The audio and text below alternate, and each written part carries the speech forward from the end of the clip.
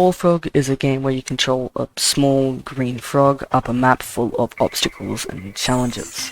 The game functions similarly to Getting Over It and its experimental controls, but it adds a little more to it, like a jump and a grapple.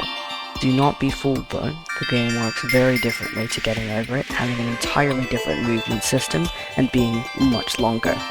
It is also easier, having many checkpoints scattered about, and works similarly to Celeste, where instead of dying and going back very far, when you die, you were never more than a minute away from your most recent checkpoint, which allows for more practice and a mastery of a part before passing. Ballfrog has an average time of 1 to 4 hours to complete on a first run, and many areas to navigate with different looks and gameplay styles. The soundtrack also builds the higher you get, adding more and more instruments, which is a small detail I can appreciate.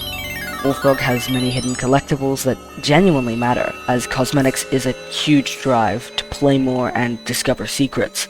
I always felt like my curiosity was rewarded.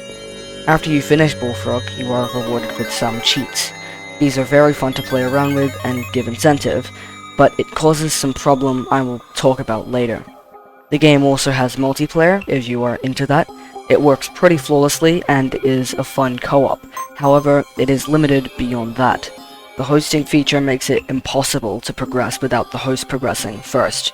And if there is a significant skill gap within the multiplayer server, that can be quite an issue.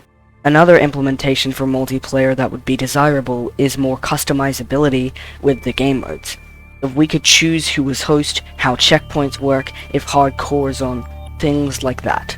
There could also be custom game modes like Manhunt, Speedrun Race, and things like that. The co-op is perfectly fine as it is, but it leaves a lot desired, at least for me. Although the game can take hours to beat on a first playthrough, as you get better, the game gets easier and more consistent. An in-game leaderboard also helps fuel a speedrunning playstyle that is the game's main replayability factor.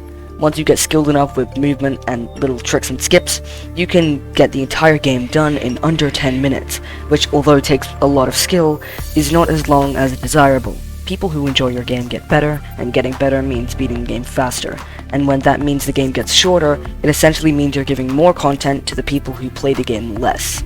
And although this is a problem in almost any game, it is especially prevalent in Ballfrog, since the main time loss in this game comes from failure, not the actual size of the game. So if the game got significantly bigger in the actual world size, I don't think anyone would complain. Since we are on the topic of speedrunning, I would like to talk about the leaderboards. The main leaderboard can easily be cheated using in-game cheats after beating the game, meaning people can get times far below what is possible, and it seems completely normal to casual players. However, there is a saving grace. There is an official Ballfrog speedrun.com category, meaning verified runs with video proof can be admitted and displayed. However, you will not find a mention of the Ballfrog speedrun.com site anywhere in the game.